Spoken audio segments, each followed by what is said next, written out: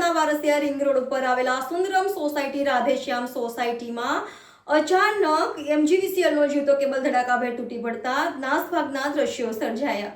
Cable વારંવાર તૂટી પડતા હોવાનું ફરિયાદ વારંવાર એમજીવીસીએલને કરાઈ હોવા છતાં તકલાદી કામગીરી સાથેની ગંભીર બેદરકારીના કારણે આજે ફરી તૂટી પડતા સદનસીબે નીચે બેસેલા 8 થી 10 ભૂલકાઓનો આબાદ બચાવ થયો હતો. એમજીવીસીએલ સામે સોસાયટીના રહીશોએ ભારે આક્રોશ વ્યક્ત કર્યો હતો.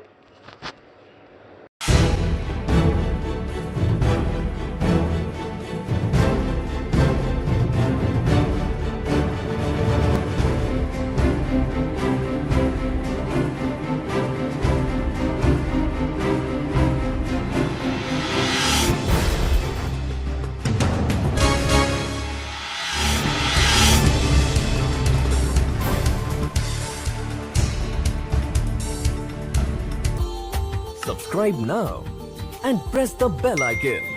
Never miss an update.